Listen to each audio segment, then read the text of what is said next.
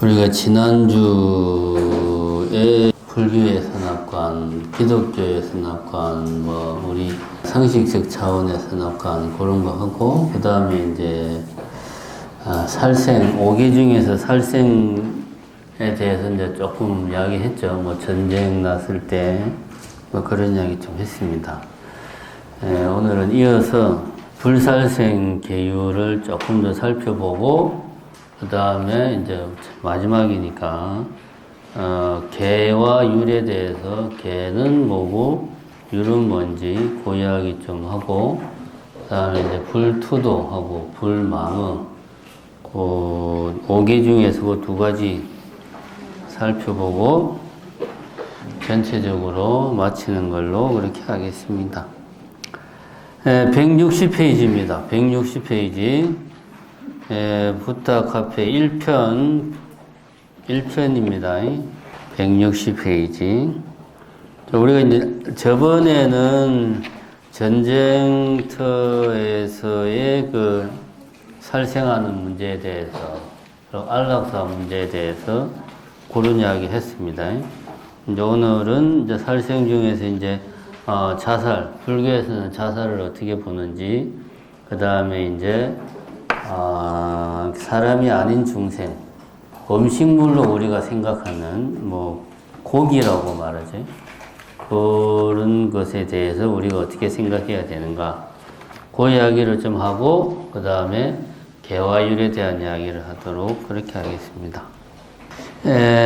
경전에는 자살에 대해서는 계율상으로 자살을 하면 안 된다, 이런 이야기가 없어요. 왜냐하면 계율이라고 하는 것이 이제 부처님, 우리 불교의 계율은 쉽게 말하면 이제 부처님 제자, 제가자든 출가자든 어쨌든 부처님 제자들이 지켜야 되는 어떤 규칙, 조항 그런 건데, 이게 만들어지게 된 배경은 항상 어떤 일이 생기고 나서 부처님이 거기에 대해서 이러이러한 것에 대해서는 앞으로 이렇게 해라.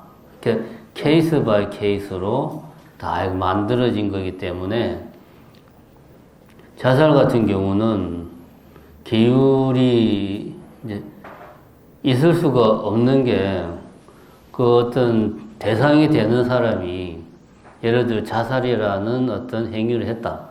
그럼 그 사람에 대해서 너 잘못했으니까 참여를 하시라든가 뭔가를 이제 조치를 취하는데, 이미 자살을 했으니까 죽었잖아요.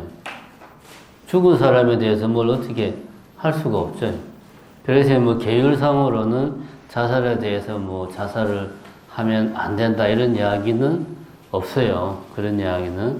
대신에 이제 보면은 이제 살생을 이렇게 자살을 부추기는 이러한 언행에 대해서는 경전에 간혹 나옵니다. 이제 그 이야기를 이제 지금 이제 좀 합시다. 보면 이제 161페이지죠. 부처님 당시에 열반을 얻기 위해서 육신을 버려버리는 자살을 시도하는 비구들이 종종 있었다. 그러나 스스로 목숨을 끊고자 해도 무조건 죽을 수 있는 건 아니다. 자살 시도를 했다가 실패한 비구들이 있었다. 이런 이야기가 나오죠. 이런 경우에 보면은 이제 불교에서는 어떻게 했는가 하는 경우가 이제 여기에 나옵니다. 우리가 저번에 한 거에 살생에 대해서 핵심은 그거였죠. 동기와 의도를 우리가 좀 정확하게 구분을 해서, 동기가 그것이 아무리 선한 동기였을지라도 의도가 어떤 살생하고자 하는 의도로 한 행동이었다면 그것은 살생이니까 거기에 상응하는 어떤 뭔가 과보를 받아야 된다라고 하는 게 기본적인 입장이다. 이런 이야기를 했습니다. 같은 맥락이죠. 이제 자살을 부추기는 것도 일종의 따지고 보면 살인행위다. 그러니까 동기는 그 사람이 빨리 열반을 얻기 위해서 내가 이 육신의 한계를 벗어버려야지만이 열반을 정득할 수 있겠구나. 뭐 이제 이렇게 생각을 해가지고 이거는 동기죠, 동기. 이런 동기하에 어떤 뭐 자살이라고 하는 행위를 한다고 했을 때, 내지는 그렇게 하는 것에 대해서 옆에서 적극적으로 동의하고 그렇게 하는 것이 옳다라고 이야기를 했을 때, 의도가 어쨌든 자살이라는 살인 행위를 의도한 것이기 때문에 우리가 전 시간에 했던 그 맥락에서 따져보면 의도는 명백하게 그거는 살생의 의도를 가지고 있다. 그러니까 자살을 부추긴다거나 아니면 자살을 하겠다라고 이야기를 한다거나 동기가 뭐가 됐든 간에 그것은 어떤 불살생의 계를 어기는 거다. 요렇게 이야기를 할 수가 있습니다. 그 다음에 이제 우리가 저번 시간에 했던 안락사 이야기도 따지고 보면 자살하고 비슷한 맥락이죠. 그죠? 따지고 보면 그래서 환자의 죽음을 이렇게 부추기는 행위, 그러니까 환자의 자살을 부추기는 행위, 안락사를 부추기는 행위 같은 맥락으로 볼 수가 있다. 그래서 이런 경우에도 우리는 불살생의 계율을 어기는 거다라고 이렇게 보통 해석을 합니다. 보면은. 그리고 실제로 이제 암경 같은 데 보면 그런 이야기들이 종종 나옵니다. 이렇게 자기가 이제 빨리 열반을 정득하기 위해서 몸을 버려야 되겠다 뭐 하고 이제 그러는 경우가 종종 나오는데, 그런 경우에 해당하는 거죠. 그 다음에 나오는 것은 그럼 뭐 예외 조항이 전혀 없느냐? 꼭 그런 건 아니다. 보면은 여기 이제 살생으로 여기지 아니하는 예외 조항 요 부분을 보면 두 번째 단락에 그런 이야기가 나와 있죠. 마치 거기에 손을 얹을 수 있을 정도로 생생하게 산매의 경지에 들어있다면 그 산매에 이어서 열반에 드는 것을 막을 필요는 없다. 이런 이야기가 나옵니다. 근데 이거는 사실 명확한 기준이 없기 때문에 뭐라고 말을 할 수가 없어요. 이거는 말 그대로 그냥 케이스 바이 케이스죠. 이런 부분은. 여기서 이제 열반에 든다라는 표현은, 여기서 열반에 든다는 표현은 이제 어떤 육체적인 죽음을 이야기하는 거죠. 이런 경우는 뭐 불가피하게 허용을 할 수도 있다라고 이야기를 하고 있고, 그 다음에 두 번째는 그 다음 단락이죠. 본인도 고통스럽고 간병인들도 고통을 호소할 때 굳이 곡기를 끊는 것을 막을 필요는 없다. 또한 수행의 과정에서 불가피하게 명을 다하는 경우에도 그것을 금하지는 않았다. 어쨌든 자살과 관련해서 불교의 입장은 기본적으로는 자살도 하나의 의도는 살생이기 때문에 그것은 살생의 의도를 가지고 하는 행위니까 불살생의 계를 어기는 거다 라고 하는 것이 기본적인 입장이고, 그런데 이제 이런 뭐 예외가 되는 조항이 전혀 없는 건 아니다. 이렇게 이제 이례적으로 뭐 예외 조항이 있긴 하지만 자살은 기본적으로 반대하는 입장이다. 계율적으로 봤을 때도 그 불살생이라는 계율에 입각해서 봤어도 그거는 이제 살생이라는 의도를 가지고 있는 거다. 요렇게 이야기를 하는 겁니다. 그러니까 이제 저번 시간에 연장해서 이야기하자면 동기는 별로 중요한 게 아니라는 거죠. 부차적이라는 거죠. 불교에서 강조하는 거는 업보잖아요, 업보. 그죠? 내가 선업을 짓느냐, 악업을 짓느냐. 이게 중요한 거거든.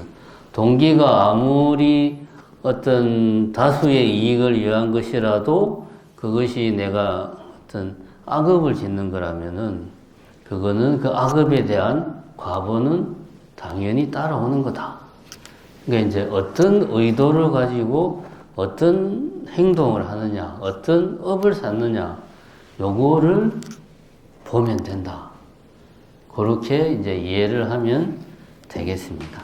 그 다음에 이제 우리 보통 제가자들이 불살생과 관련해서 이제 많이 뭐 제가 이제 템플스테이 같은 거 하면 질문하는 것 중에 하나가 스님들은 뭐 살생을 하면 안 된다고 하는데 그럼 스님들은 고기를 안 먹나요? 뭐 이런 거를 많이 물어본단 말입니다. 템플스테이에 온 사람들이. 그 사람들은 이제 불자도 아니고 대부분 그냥 불교에 대해서 좀 뭐 거부감이 없는 사람들. 그러니까 저래 템플스테이로 왔겠죠.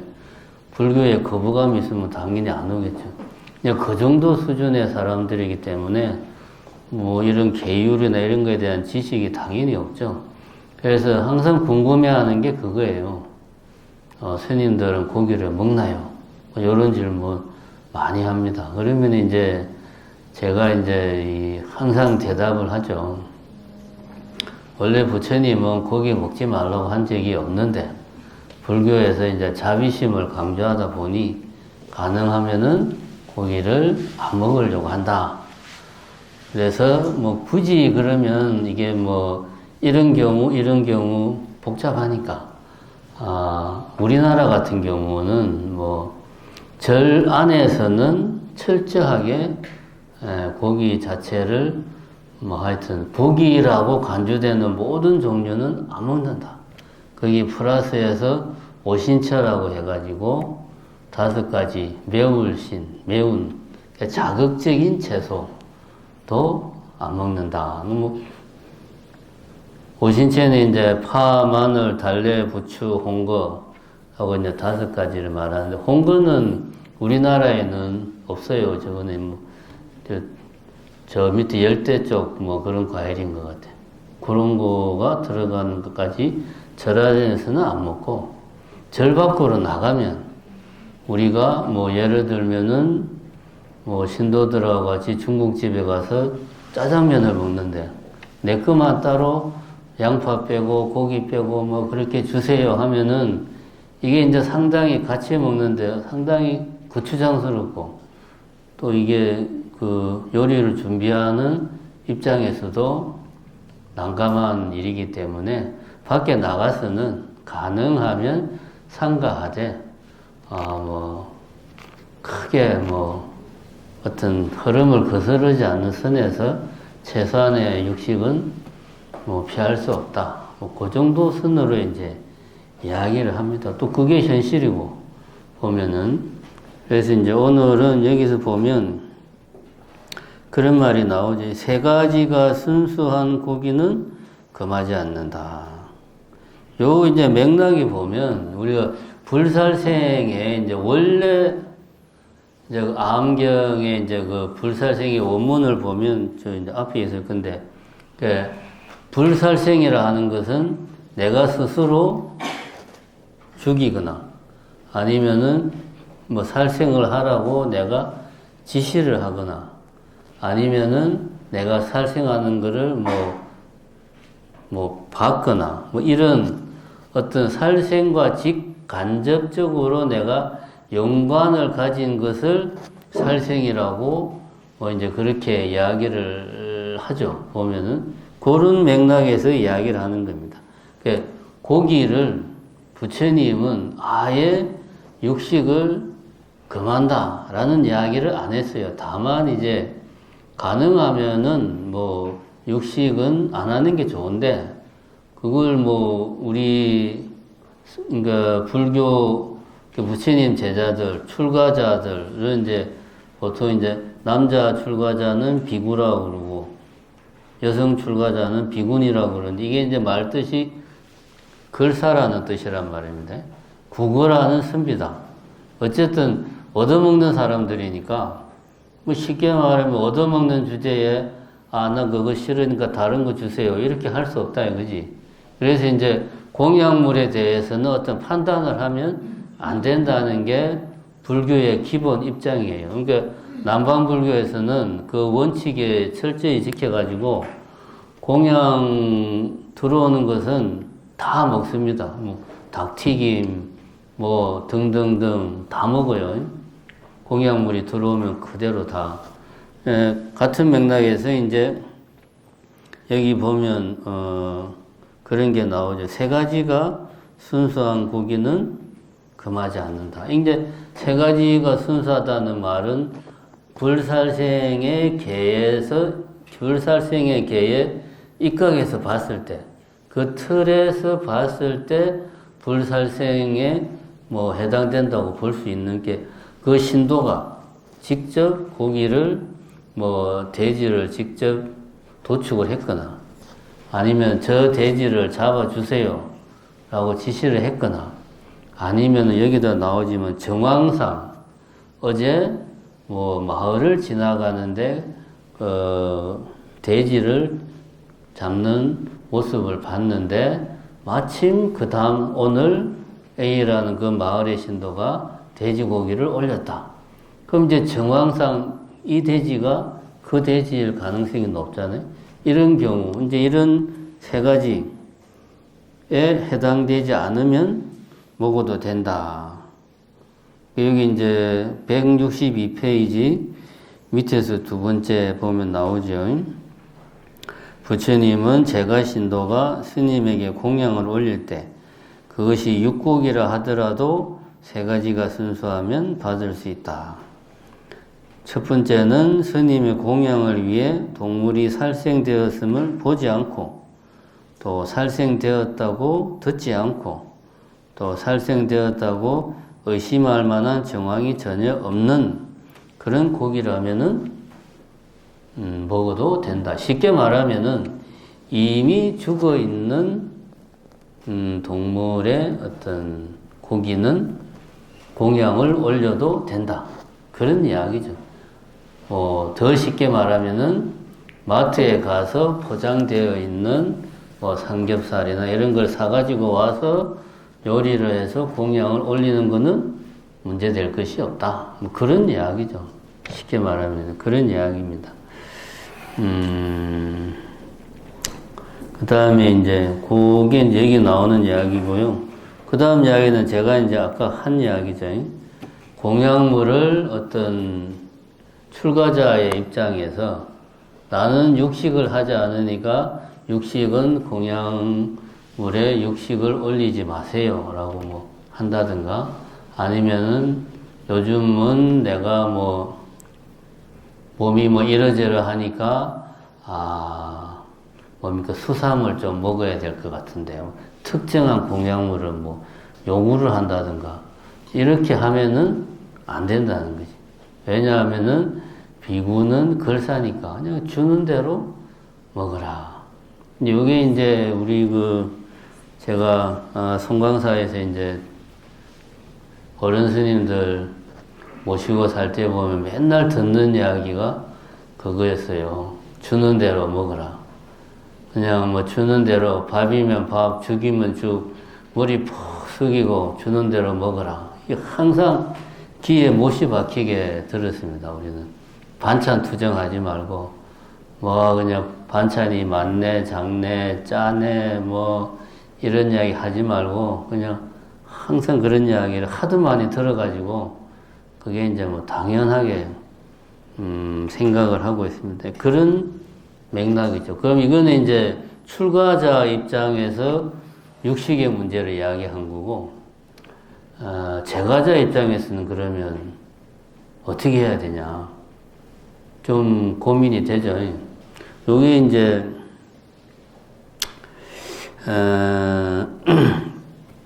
굳이 불교가 아니고 좀 넓은 관점에서 보면 육식과 수행의 관계를 놓고 보면 그러니까 인도 같은 경우에 지금도 보면 인도에 어쨌든 뭐 수행자 집단이 지금도 있습니다, 보면.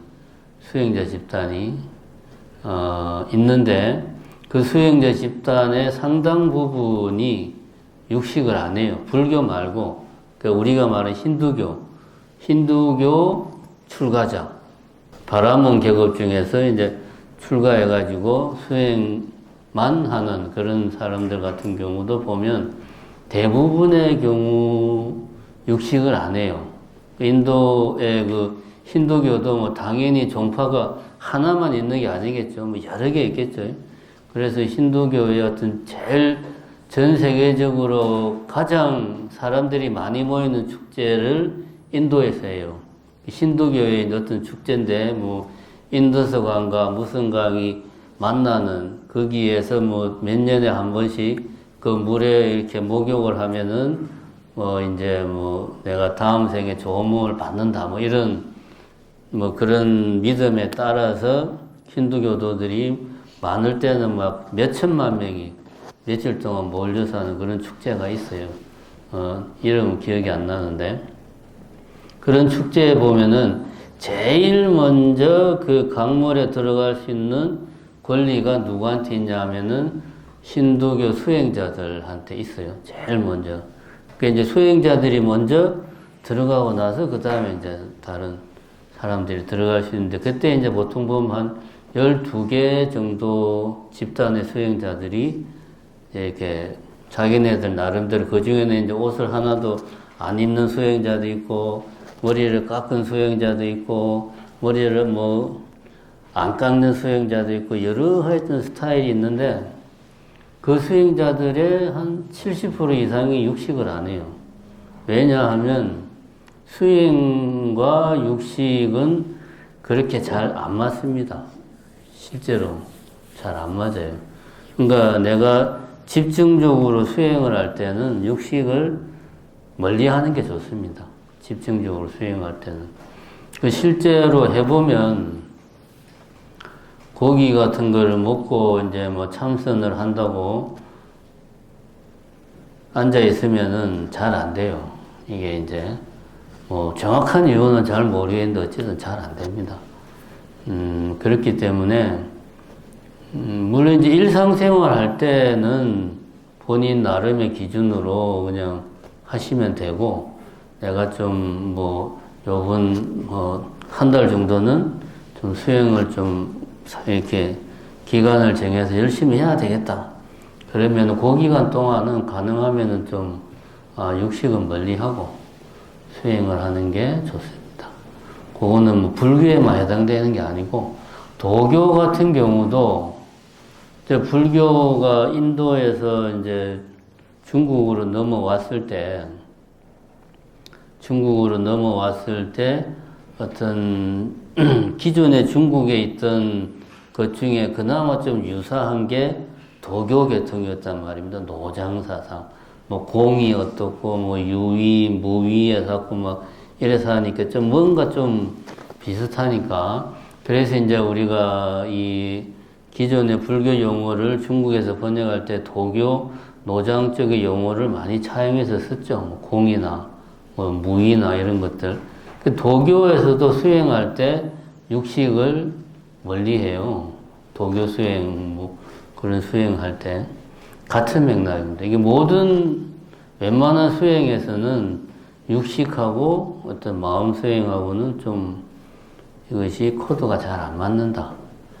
이거는 누군가가 좀 학문적으로 연구해서 실험 결과 데이터가 나온 건 저는 보지를 못했는데, 제가 지금까지 지켜본 바로는 그래요. 여러분들도 일단 제가자의 경우는 어떻게 해야 되느냐?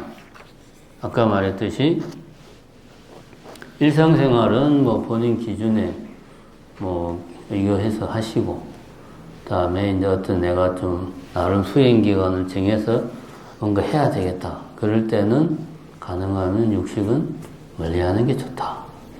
예, 그렇게 이야기를 하고 싶습니다. 이제 불살생은 이 정도 하고요. 케이스, 여러 가지 케이스별로 다 다르기 때문에 이 정도 하고 나머지 이제 개와 율에 대해서 이야기를 조금 하겠습니다. 개와 율인데 개와 율을 합쳐서 이제 개율이라고 그렇게 이야기를 하죠. 개율. 개와 율을 합쳐서 개율이라고 이야기를 합니다. 개라고 하면은 내가 이거는 좀 자발적으로 내 스스로 자기 강제를 하는 게 개고, 율이라고 하면은 어떤 그것을 어겼을 때 그에 따르는 벌칙 조항이 있는 거예요. 그래서 우리가 스님들이 지켜야 되는 계율을 적어 놓은 것을 율장이라고 그래요. 율장. 계장이라고 안 그러고 율장이라고 그러는 이유가 뭐냐? 다른 게 아니고 그거는 어겼을 경우에는 그에 상응하는 벌칙 조항들이 있어요. 뭐 가장 낮게는 뭐 참여하는 거, 가장 심한 경우는 이제 산문출송을 당하는 거 등등등 이런 조항들이 다 있습니다. 이게 율이고, 이게 율은 하나의 규칙을 명시해 놓은 거죠. 자, 이런 거를 하지 마라 하면은 벌칙은 이런 거 뭐 나와 있는 이게 이제 율입니다. 그리고 개는 스스로 어떤 자기 강제를 하는 거죠. 이게 개와 율의 차이다. 개와 율의 차이다. 여기 이제 앞에 보면은 그런 이야기가 나옵니다. 그러니까 예를 들면은 모기가 여기 이제 165페이지 그런 이야기가 나옵니다. 모기가 이제 한여름에 이제 새벽 예불을 하면 모기가 많이 무는데 모기가 물었어. 이제 보통 뭐 처음 한두 번은 참을 만한데 이게 이제 나중에 끝날 때쯤 내가 발등 같은 데 물리면은 순간적으로 엄청 아프거든요. 시골 모기는 이런 도시에 있는 작은 모기들하고는 이게 차원이 다릅니다. 이 흔히 말하는 이렇게 줄이 쫙쫙 가 있는 큰 모기들이 있어요. 그런 애들이 물면 엄청나게 따가운 게 아니고 아파요. 그런 애들. 이제 이게 순간적으로 사리를 팍 느낄 정도로 이제 아픈데 여기서 이제 그런 이야기가 나오죠. 법당에서 모기한테 물렸다. 이제 순간적으로 내가 사리를 느꼈다. 이놈의 모기 그냥 나도 모르게 죽이고 싶다는 충동이 팍 생겼다. 그럼 이거는 불살생의 계를 어긴 거냐, 안 어긴 거냐? 요런 질문을 우리가 할 수 있죠. 요런 거는 개는 어긴 거죠. 왜냐? 개라고 하는 것은 나 자신과의 약속인 거죠. 개는. 내 자신의 어떤 도덕률, 내 자신의 행동 기준, 나는 살생하지 않을 거야. 라고 내 스스로 다짐을 했는데, 내가 마음속으로 죽이지는 않았지만, 살의를 느꼈다 이거야. 그럼 마음으로 내가 살생한 거 아니냐. 이렇게 보면 이거는 개는 어긴 거예요. 그럼 이게 율을 어긴 거냐.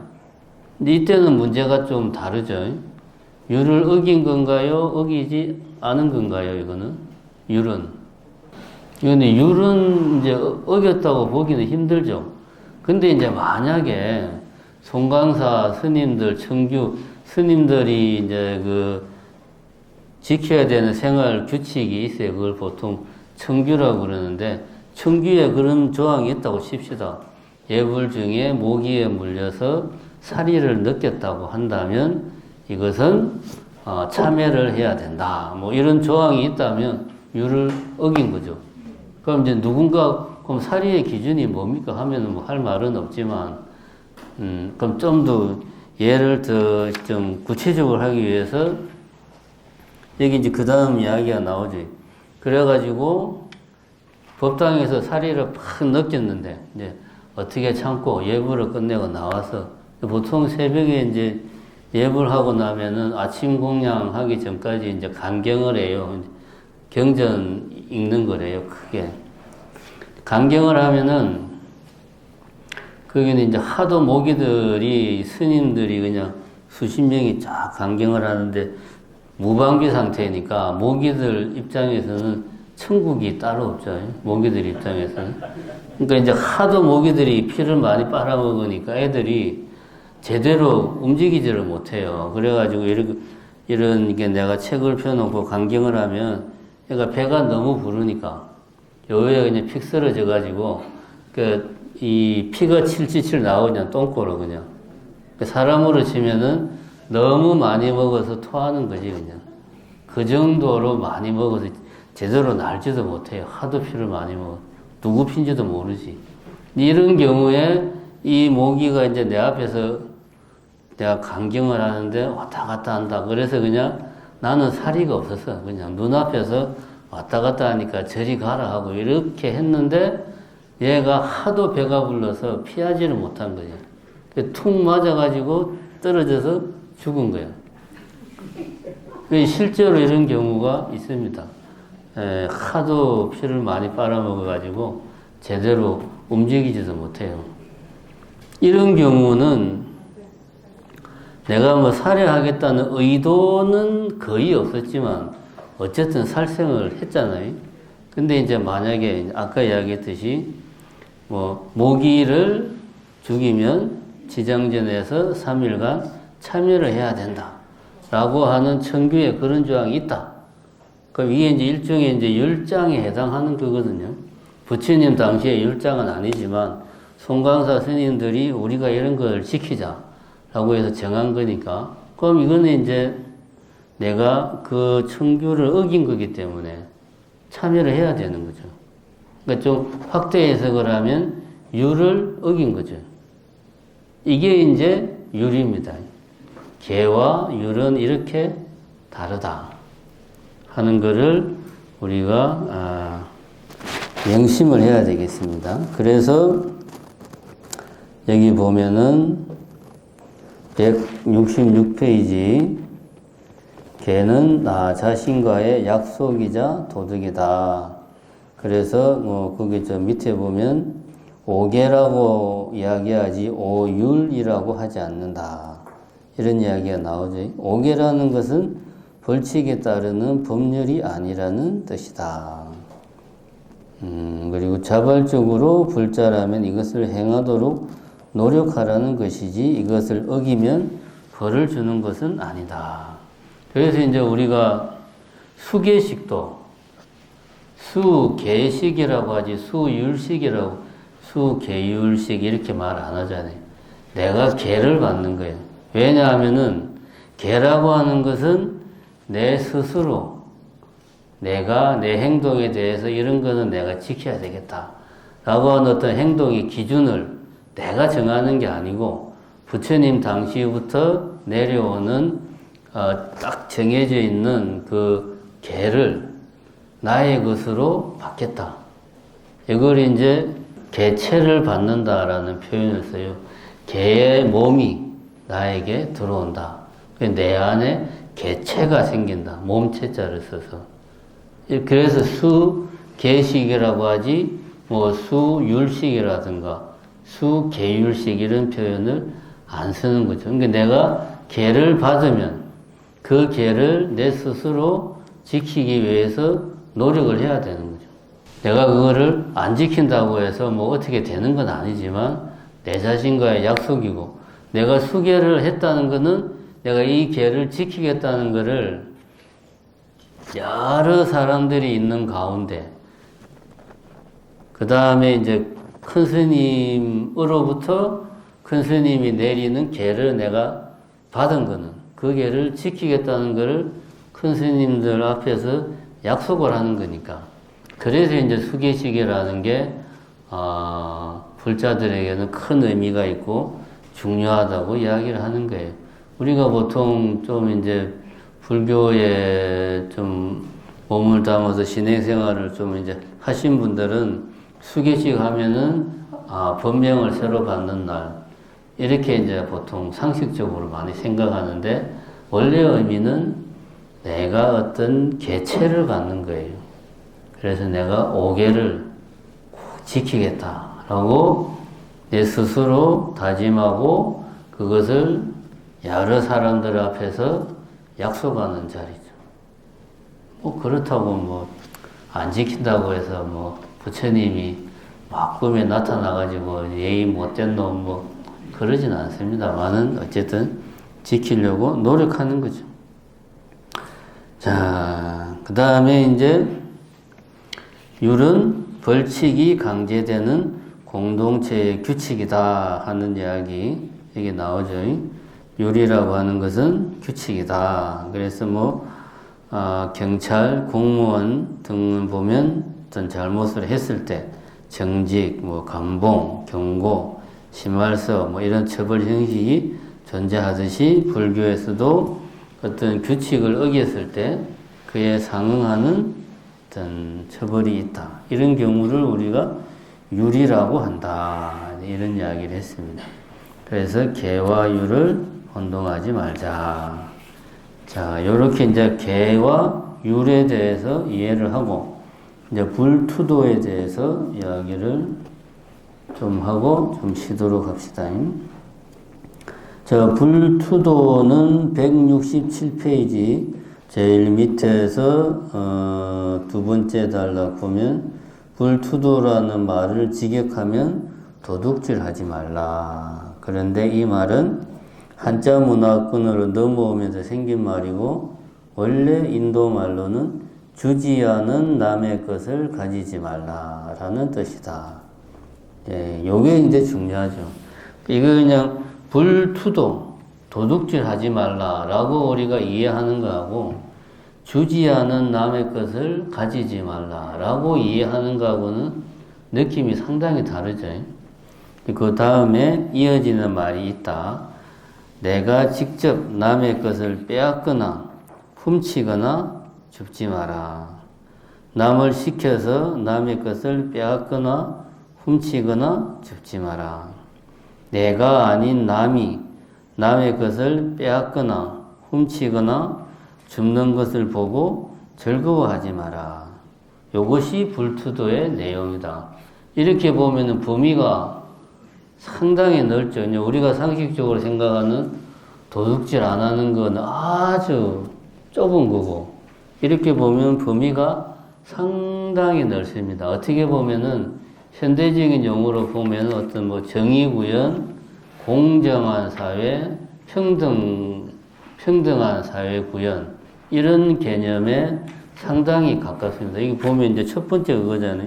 내가 직접 내 것이 아닌 남의 것을 빼앗거나 훔치거나 줍는 것도 포함되죠. 그 다음에 남을 시켜서 빼앗거나 훔치거나 줍거나 이것도 안 되고, 그 다음에 남이 빼앗거나 훔치거나 줍는 거를 그냥 방관해서도 안 된다.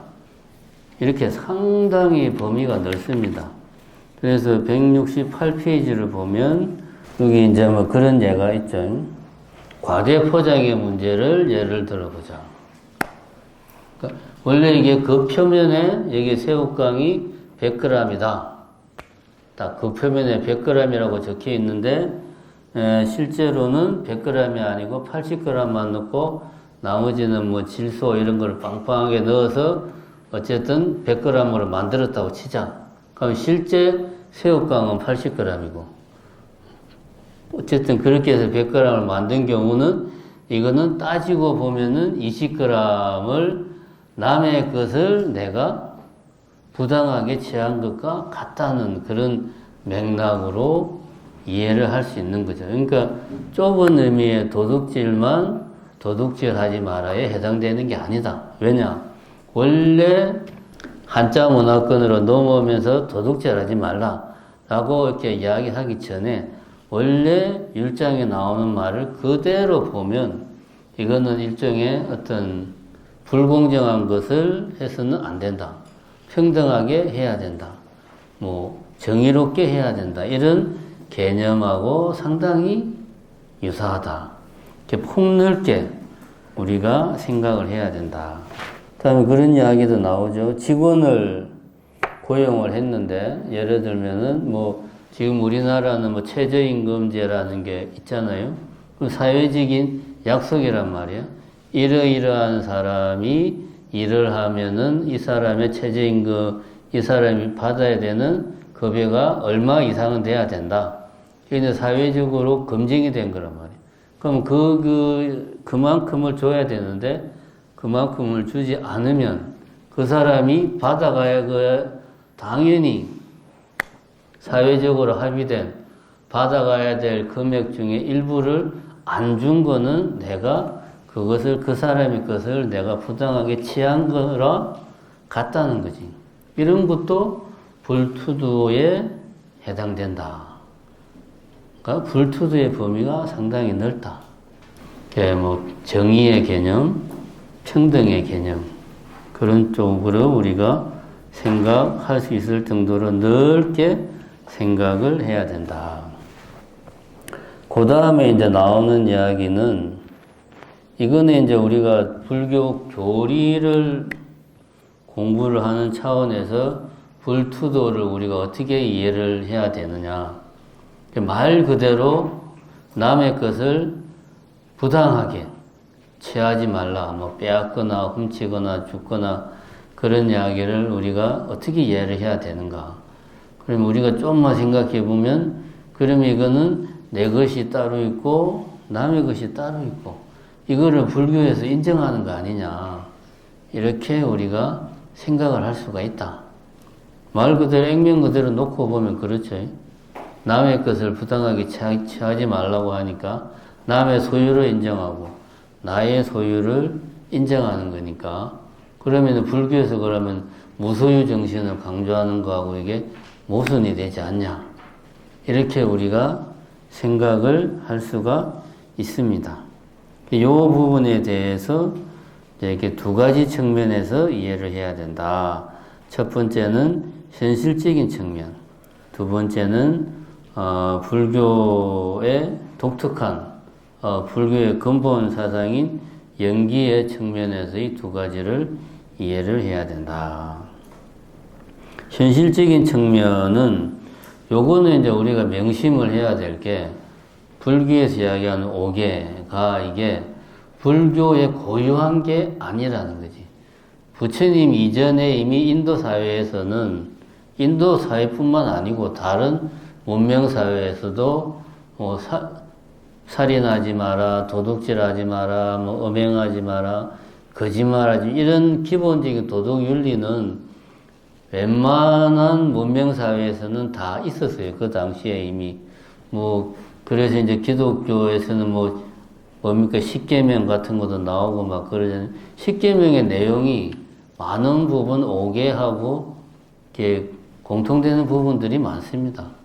이런 것들은 사실은 하나의 문명 사회가 유지를 하기 위해서 필요한 부분이에요.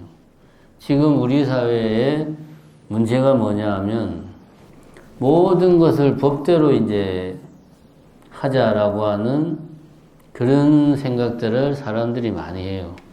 조금만 문제가 있으면 법대로 하자, 소송하고 고소하고 이런 식으로 매사의 모든 문제를 풀려고 그래요. 그 전에 서로 어떤 도덕적인 차원에서, 윤리적인 차원에서 이런 문제를 해결하려고 하는 생각을 요즘 사람들은 별로 안 해요.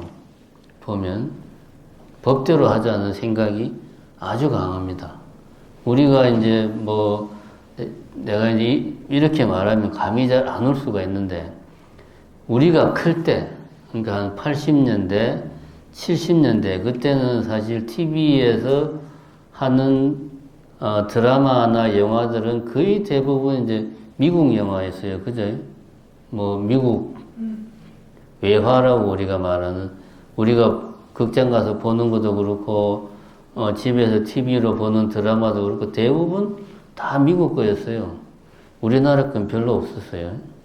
근데 거기서 보면, 걔들은 보면은, 툭 하면은 변호사가 툭 하면은 소송 걸고, 고소하고, 그래서 맨날 변호사가 툭 하면 나와가지고 중간에서 뭐라고 이제 말하려고 하면은 보통 이런 일반인들도 변호사를 불러주시오. 막 그러고 이제 영화에서 그런 거 우리가 많이 봤어요. 우리가 그걸 보면서 80년대, 90년대까지만 해도, 야, 쟤들은 참 사는 게 삭막하게 산다라고 이야기를 했는데 요즘 우리가 그렇게 살고 있습니다. 지금 우리 사회가 옛날 20년 전, 30년 전 미국 사회의 모습이 지금 우리 모습이에요.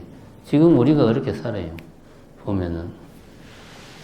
그러니까 사실은 사회가 매끄럽게 굴러가려면 법이라고 하는 것은 가장 마지막에 어떤 법치로 가야 되는 거고, 그전에는 우리가 인의 예지 신 해가지고 그전에는 이제 도덕으로 예로 서로 이렇게 사회가 자연스럽게 굴러가는 게 지금까지의 우리 모습이었죠. 그러니까 이 오계라고 하는 것은 법 이전에 어떤 도덕적인 측면, 윤리적인 측면에서 어떤 사람들 간에 발생하는 문제를 해결하자.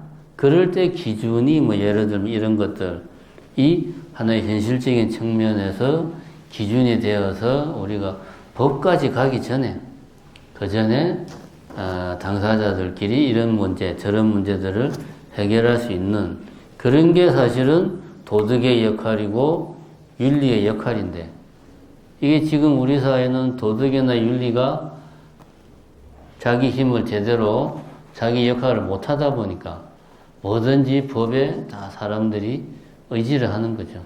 이거는 결코 좋은 모습은 아닙니다. 이거는. 이제 그런 이야기를 하는 겁니다. 첫 번째는 오계는 불교 안에 어떤 특수한 그런 거라기보다 문명 사회가 유지하는데 필요한 거다. 이런 것들은, 이런 내용들은 우리가 필요한 것들이다. 이렇게 이해를 할 필요가 있다. 그리고 모든 종교가 과거에는 그런 도덕을 제시하는 건 종교의 역할이었기 때문에, 그래서 모든 종교가 자기들 나름의 도덕적인 내용, 어떤 그런 가치, 그런 것들을 다 가지고 있는 거죠. 특히 이제 불교나 기독교나 유교 같은 이런 고등 종교일수록 그런 자기 나름의 도덕적인 내용들을 가지고 있는 거죠. 불교도 마찬가지고. 그렇게 첫 번째는 이해를 해야 되겠다. 두 번째는 자, 여기 이제 보면 169페이지 불투독에는 연기사상과 맞닿는다. 이 부분은 이제 그런 이야기입니다.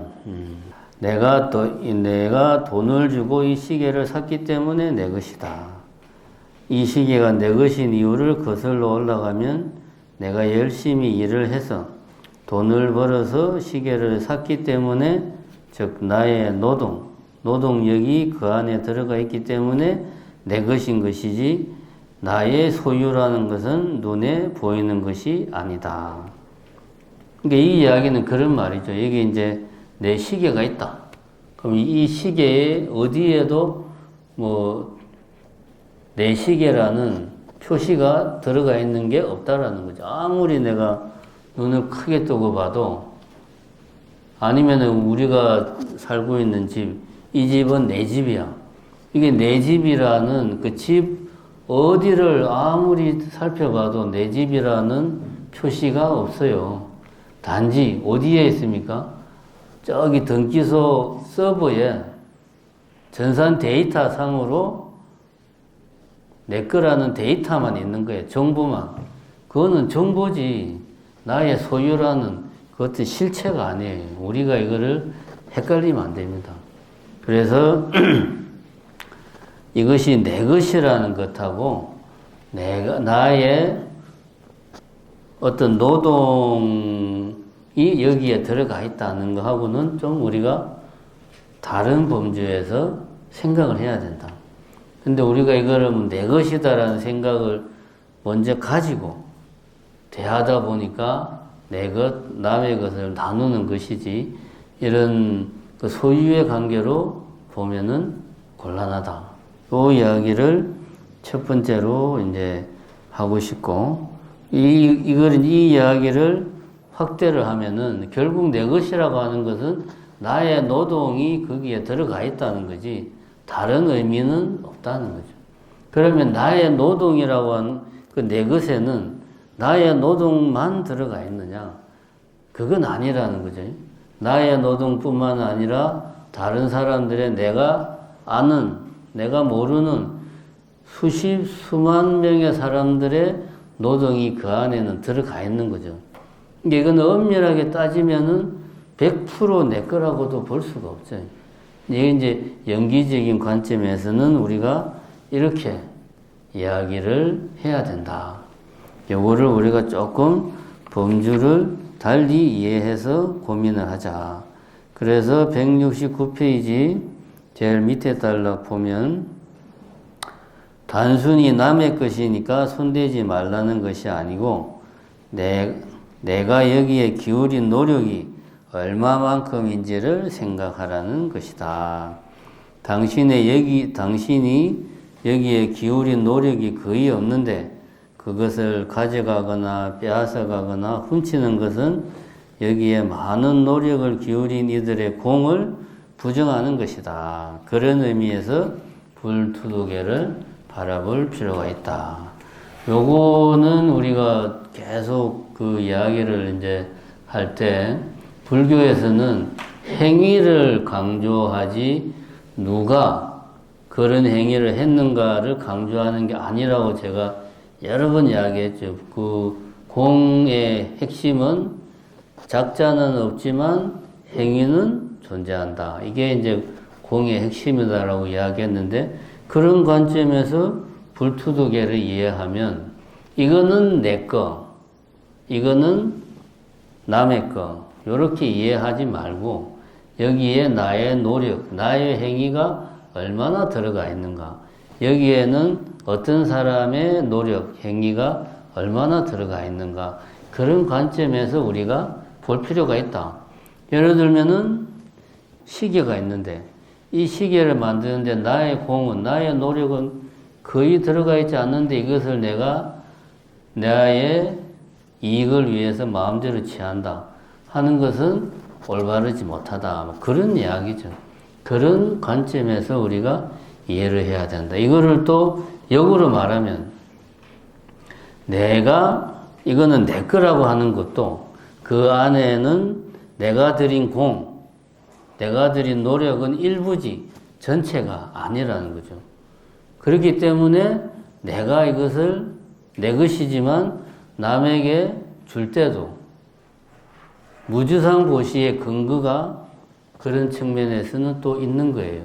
100% 나의 노력이라고 해도 상에 매이지 않고 보시를 하라고 이제 부처님은 이야기를 하는데 이게 100% 내게 아니라는 거지, 엄밀하게 따지면. 많은 사람들의 노력이 들어가 있는 거기 때문에 내가 이것을 남에게 이건 내 건데 아깝지만 주는 거야 이런 생각을 할 필요가 없다. 여기에는 나는 내 거라고 생각하지만 남의 노력, 다른 사람들의 공력이 알게 모르게 많이 들어가 있다. 그런 거를 생각했을 때 내가 이거를 필요한 사람에게 필요한 사람이 쓰라고 주는 것이 어떻게 보면은 지극히 불교적인 관점에서는 당연한 거다. 그런 이야기를 할 수가 있는 거죠. 그러니까 불투도계를 현실적인 측면에서 어떤 사회를 유지하기 위한 도덕적인 측면, 윤리적인 측면에서 이해하는 것도 물론 필요하지만 우리가 불교 고유의 연기사상, 어떤 무주상 보시 이런 관점에서 불투도계를 또 우리는 또 나름대로 이해하고 받아들이면 이것을 더 우리는 실천하는데 더 많은 우리 나름의 근거가 생기는 거죠. 그래서 불투도계를 단순히 그냥 도둑질을 하지 말라 이런 차원이 아니고 폭넓게 아까도 말했듯이 좀 뭔가 공정의 개념, 평등의 개념 이런 개념으로 넓게 이해할 필요가 있다. 그렇게 이해를 하시면 되겠습니다. 그 이야기가 이제 170페이지 밑에서 두 번째 단락에서 나오죠. 누군가 필요한 것이 있으면 내가 제공해 줄 수 있으면 제공해 주는 것이 좋다. 내 것을 준다라는 생각이 깔려 있기 때문에 일부러라도 이것이 내 건데 아깝지만 준다 이렇게 생각하지 말고 상에 얽매이지 말고 보시해라 라는 이야기가 나오는 거다. 내 것이라는 생각 자체가 없으면 저 사람이 필요한 것을 자연스럽게 내가 제공을 하는 것이다. 이런 맥락에서 불투덕애와 무주상 보시가 또 서로 무관한 것이 아니다 하는 이야기를 여기서 하고 있습니다. 네, 이제 불망어 거짓말하지 말라는 이야기입니다. 이제 라울라 이야기를 가지고 이야기를 하는데요. 사실 이제 이런 그 계율에 관한 책들을 보면 불살생하고 불투도, 불엄행 이런 거에 대해서는 이야기들이 많아요. 많은데 사실 불망어하고 불엄주, 특히 불엄주는 별로 이야기가 없고 불망어도 그렇게 많지가 않아요. 왜냐하면 이거는 간단하잖아요. 거짓말 하지 말라. 거짓말 안 하면 되지. 고민할 게 없지.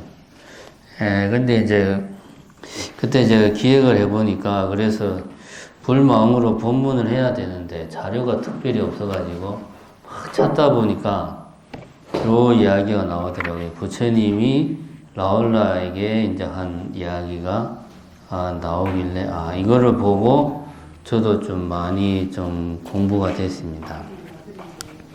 171페이지에 보면 이제 부처님께서 발 씻는 물그릇에 물을 조금 남기고 라울라에게 물으셨다.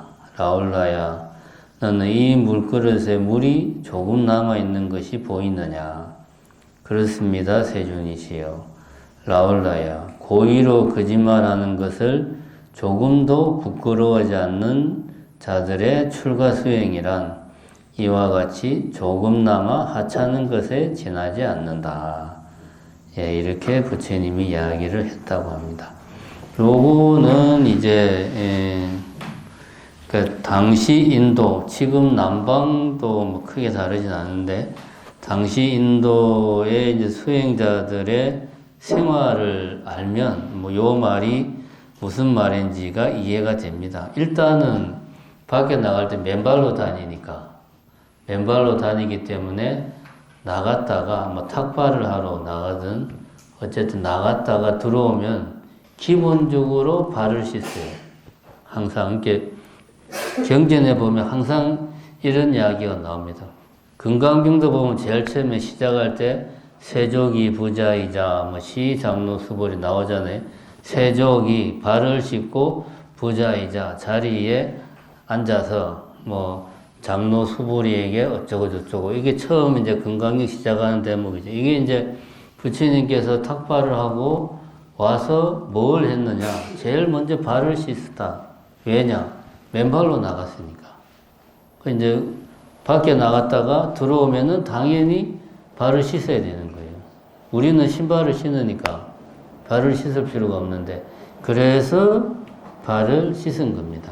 근데 이제 부처님이나 큰 스님들은 이제 시자가 있는 경우는 시자가 이제 그 발 씻는 물을 준비를 해서 이제 갖다 드리겠죠.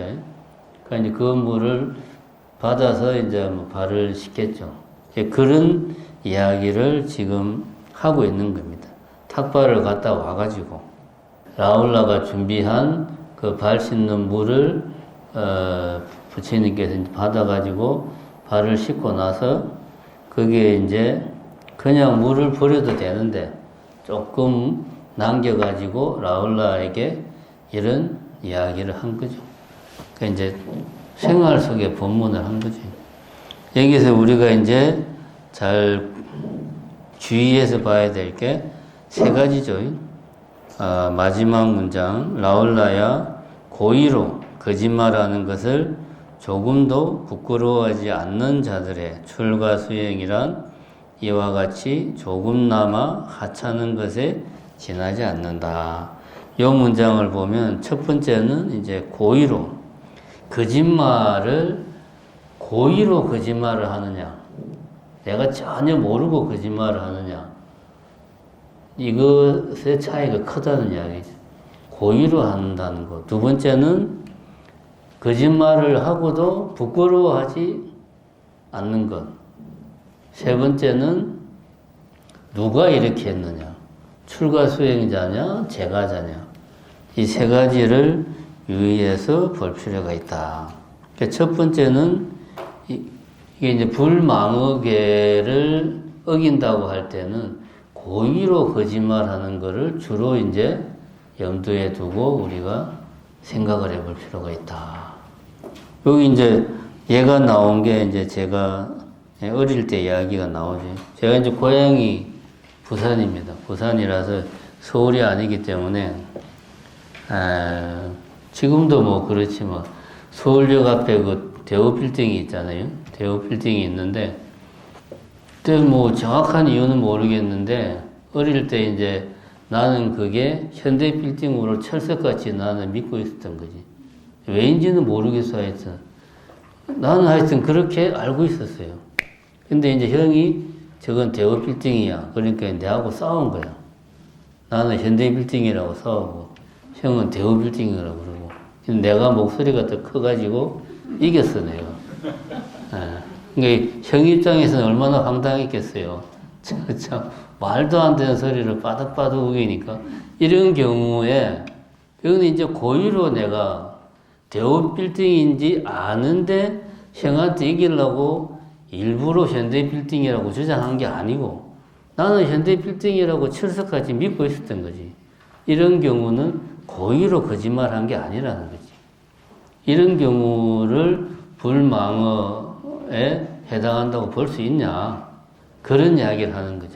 그래서 부처님도 고의로 거짓말하는 것에 대해서 문제 삼는 거지 내가 뭘 모르고 거짓말한 것에 대해 거짓말도 아니죠. 그건 잘못 알고 있는 거지. 그런 것에 대해서는 내가 나중에 그 잘못 알고 있는 걸 바로 잡으면 돼요. 그래서 그런 이야기를 합니다. 불교에서는 뭘 알고 죄를 어떤 잘못을 범하는 것보다 뭘 모르고 잘못을 범하는 게 더 심각하다. 왜냐하면은 알고 잘못을 범하면 언젠가는 이거를 내가 그래도 잘못했다는 생각이 마음속에 있으니까 고칠 수 있는 여지가 있는데 전혀 지금 내 어릴 때 저처럼 이렇게 철석까지 믿고 있는 전혀 모르는 상태에서는 개선의 여지가 없는 거예요. 이런 경우가 더 힘들다라고 이야기를 해요. 그러니까 따지고 보면은 죄가 더 크다. 결과적으로는. 뭐 그런 이야기가 있습니다. 어쨌든 첫 번째는 고의로 거짓말을 하느냐 아니면 고의가 아니냐 하는 거 우리가 따져봐야 된다. 그래서 고의로 하는 거짓말은 이거는 계를 어기는 거다 하는 이야기를 하고 있는 거죠. 근데 이제 중요한 거는 이 대목입니다. 부끄러워한다. 이제 모든 계에 다 해당이 되는 건데 172페이지 두 번째 포인트는 부끄러워한다는 것이다. 사람이 살다 보면 이 뭐 5개 이야기를 하는데 5개를 내가 100% 다 지킬 수가 없어요. 살다 보면은 어길 때가 있습니다. 어떻게 보면은 지킬 때보다 어길 때가 더 많을 수도 있어요. 그럼 어겼을 때는 그 어긴 것에 대해서 부끄러워할 줄 알아야 된다는 거지. 부끄러워하는 마음이 전혀 없으면 그 개는 그 사람에게는 있으나 마나한 거죠. 보면. 그 어기고도 부끄러워하지 않으면 이것을 내가 잘못했구나. 다음부터는 이렇게 하면 안 되겠다. 다음부터는 제대로 해야지. 이런 마음을 안 낸다는 거죠. 계를 지키는데 제일 중요한 것은 부끄러워하는 마음. 좀 넓게 보면은 양심적으로 행동하는 거. 이게 제일 중요한 거죠. 최근에 이제 제가 그런 일이 있었어요. 최근에 스님들은 이제 1년 중에 여름하고 겨울에는 이제 결제라고 해가지고 3달 동안 절 밖으로 나가지 않고 수행만 하는 그런 전통이 있습니다. 보면은 물론 이런 이제 결제는 예를 들면 선원이라든가 강원이라든가 이런 이제 대중들이 이제 하한거, 동한거 결제 생활을 하는데 이게 이제 그 어떤 출가 수행자의 기본이다 보니까 결제가 조계종 같은 경우는 예를 들면 이제 지금이 이제 하한거 기간인데 안거 중에는 내가 뭐 선원에 있던 뭐 선원이 아니면 저처럼 말사에서 뭐 소임을 보든 뭘 하든지 간에 조계종 스님이면은 안거 기간 중에는 내가 어디에서 어느 절에서 지금 어떤 소임을 보고 내지는 어떤 수행을 하고 있다라는 거를 안거 기간에는 항상 그거를 이야기를 해줘야 돼요. 그러니까 신고를 해야 돼. 그러니까 어떻게 보면은 1년 365일 네가 어떤 출가자로서 사는 거를 다 감시할 수는 없지만 안거 기간 중이라도 그 좀 절에 붙어가지고 공부하는 흉내라도 내라. 뭐 이런 취지에서 이걸 이제 그런 결계 제도라고 하는 게 있어요. 조계종 같은 경우는. 그래서 이제 그 안거가 시작되면 정신서 같이 말사에 있는 스님들이 이제 송광사 가가지고 거기서는 포사를 듣고 더 이제 포사를 참석했어요. 그게 이제 나는 정심사에서 살고 있다는 것을 신고하는 뭐 그런 형식입니다.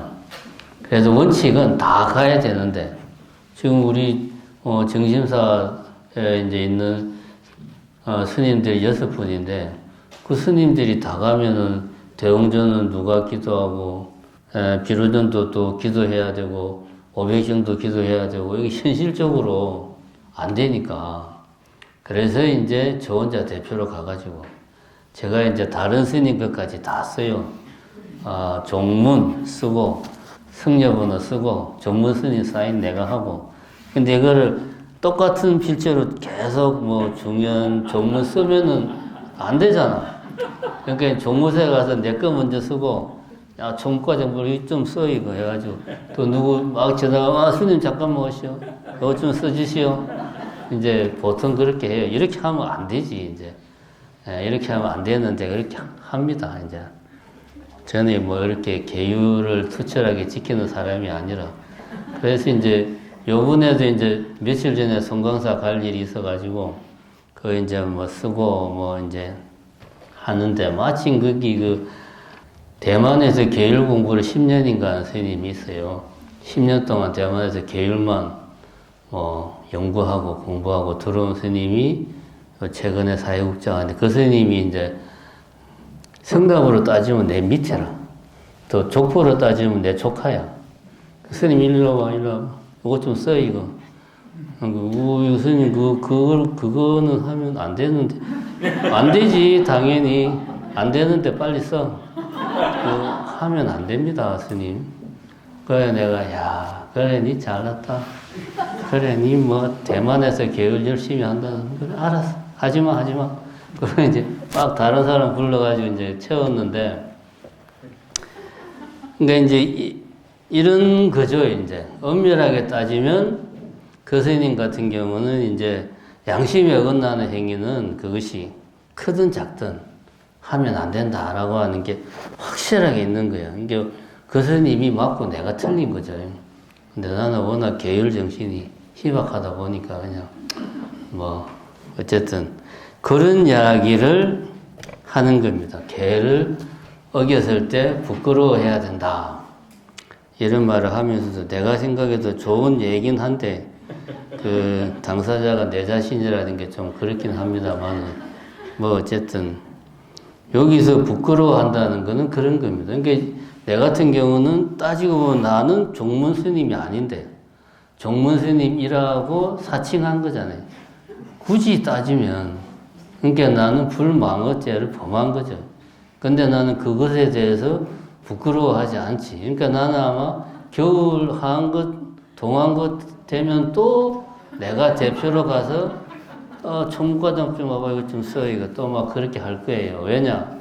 나는 부끄러워하는 마음이 별로 없으니까 이 정도는 현실적으로 어쩔 수가 없다라는 생각을 정심사를 책임지고 있는 제 입장에서는 6명의 스님들을 다 데리고 갈 수 없으니까 그런 생각을 하고 있습니다. 그러니까 요는 나는 어겼어도 부끄러워하는 마음이 없으니까 겨울에 동안 그때 가도 또 똑같은 짓을 할 거다.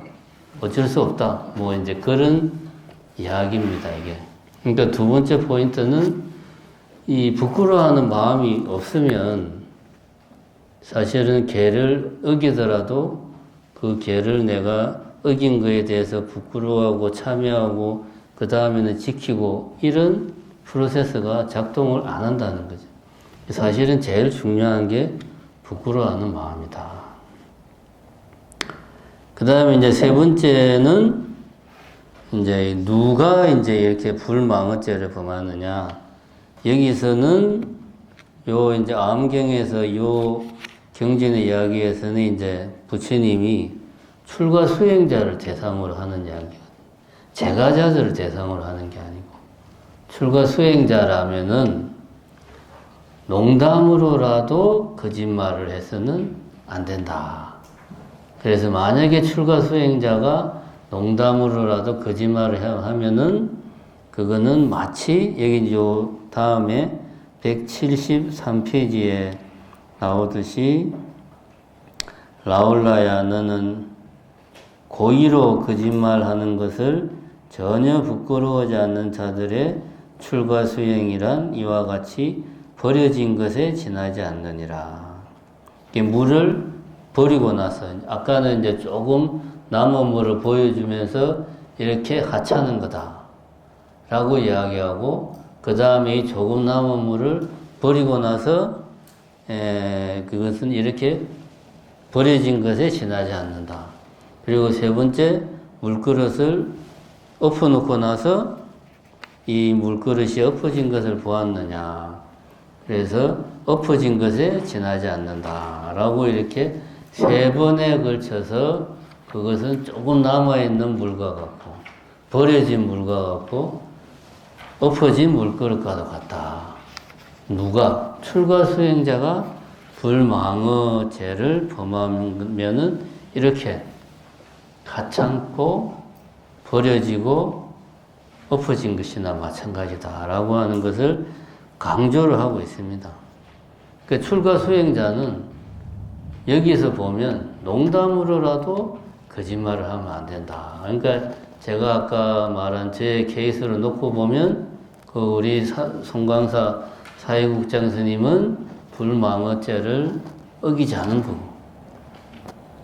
아무리 사소하지만 나는 현실적인 이유를 들어서 어긴 거고 그렇게 되는 거죠. 그런데 이제 중요한 거는 제가자들 같은 경우는 그러면 이렇게 제가자들이 그러면 농담으로라도 거짓말해서는 안 되느냐.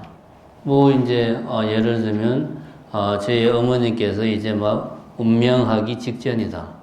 그래서 자식들을 모아놓고 너희들은 싸우지 말고 화합하면서 지내라. 자, 내 앞에서 약속을 해라. 그런데 거기에서 나는 형이 싫어요. 나 형 하는 짓은 도저히 인정할 수 없어요. 그걸 그렇게 못 하잖아요.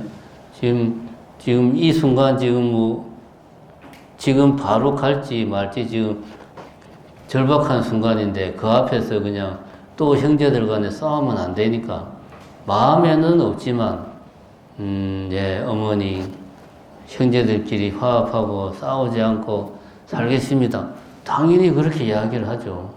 어느 자식이 아무리 진짜 이 버릇없는 자식이라도 그런 자리에서는 당연히 이제 어머니를 위해서 그렇게 좋은 의미의 우리가 흔히 하는 그 하얀 거짓말을 하겠죠. 이것도 거짓말이지. 근데 이제 부처님은 출가 수행자라면 이런 거짓말도 하면 안 된다는 거죠. 그럼 출가 수행자라면 이런 경우에는 이제 안구를 해야 되겠죠. 무건. 말을 안 하는 걸로 그냥 예를 들면 근데 이제 제가자들 같은 경우는 이런 하얀 거짓말을 하는 게 어떻게 보면은 당연한 거죠.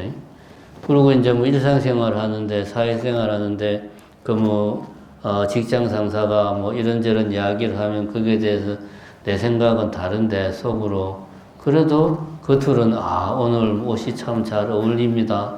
근데 속으로는 전혀 그런 생각 안 하지만 이런 것도 하얀 거짓말이잖아요. 이렇게 해야 내가 사회생활을 좀 편하게 할 수 있으니까. 그러니까 제가자들은 일상생활에서 어쩔 수 없이 거짓말을 해야 되는 상황들이 있어요. 출가 수행자들처럼 철저하게 지킬 수가 없어. 심지어 출가 수행자라도 저처럼 지금 내가 삶 자체가 수행에 직접적인 수행을 하고 있지 않은 경우라면 뭐 소임을 보고 이런 경우라면 방금 전에 말한 것처럼 현실적인 이유 때문에 거짓말인 줄 알면서도 이렇게 하는 경우가 종종 있단 말입니다. 이런 식으로 현실적으로 내가 불망어죄를 어길 수 있는 상황들이 생긴다. 근데 중요한 거는 뭐냐 하면 계를 지키는 게 물론 중요한데 당연히 계를 지켜야죠. 제 변명을 하는 게 아니고 계는 지키는 게 당연합니다. 그런데 우리가 항상 지킬 수가 없어요. 아까 말했듯이 우리 이제 내가 현재 수행을 하고 있는 출가 수행자가 아니라면 상황이 어길 수 있는 상황이 생긴다. 중요한 거는 어겼을 때 어떻게 하느냐. 부끄러워할 줄 알아야 된다. 그럼 그 다음에 그런 상황이 많아. 그럼 나는 하루 24시간 항상 부끄러워하고 살아야 돼. 죄의식에 빠져서 살아야 돼. 이것도 곤란하죠. 그래서 이제 출가자 같은 경우에는 현실적으로 철저하게 지키는 게 곤란하니까 그래서 이제 보통 이런 율장이나 이런 거를 이제 해설하는 책을 보면 포살일이라도 그때만이라도 계율을 지키자 이런 이야기를 합니다. 포살일이 아닌 경우는 어쩔 수 없이 내가 어기는 경우가 있다 하더라도 포살일날 내가 이런 것들을 잘못한 게 있으면 참여하고 포살일은 가능하면 한 달 중에 보통 포살을 2번 하니까 보름에 한 번씩 하니까 포살일만이라도 계율을 지키도록 하자. 요렇게 보통 이야기를 해요. 물론 지키는 게 중요한데 현실이 그렇지가 못하기 때문에 자기 나름대로 정해가지고 그래서 이제 여기 마하트마 간디 이야기가 나옵니다. 간디는 이제 평생 월요일은 묵언을 했다고 그래요. 뭐 제가 실제로 보지는 않았는데 어쨌든 간디 자서전을 보면 그렇게 나옵니다. 자서전을 보면 이제 그런 경우 간디가 왜 그렇게 했느냐 여기 이제 나오지만 간디의 자서전 제목이 보면 자서전 제목이 나의 진리 실험 이야기 뭐 그런 제목이에요. 간디는 우리가 아는 간디는 이제 영국에 대항한 인도의 독립운동가, 민족운동가, 정치가 이렇게 생각을 하는데 간디 자신은 스스로를 수행자라고 생각해요. 자기가 몸담고 있는 종교, 힌두교 쪽인데, 근데 여기도 보면 간디 이제 어머니 쪽이 자이나교였다고 그렇게 이야기를 한다고 합니다. 어쨌든 그래서 간디는 자기 나름대로 수행한다는 생각으로 어떤 이렇게 사회 속에서 자기 이제 생활을 한 거죠. 독립운동이든 정치든 뭐든. 그러니까 수행의 관점에서 자기는 생각을 했고 그런 관점에서 침묵이 중요하다. 이런 생각을 했기 때문에 내가 1년 365일 묵언을 할 수는 없지만 일주일에 하루라도 묵언을 하자. 그래서 월요일을 이제 묵언을 했다고 그렇게 합니다. 우리도 마찬가지죠. 1년 365일 계를 항상 지키는 것은 제가자의 삶에서는 지극히 힘들다.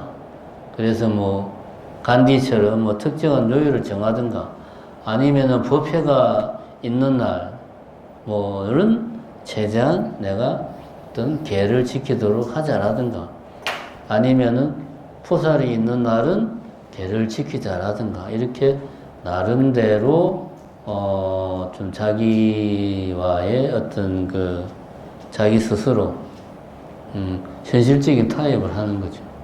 그렇게 해서 지키는 게 중요하다. 그래서 요 다음에 바로 나오는 그런 이야기가 나옵니다.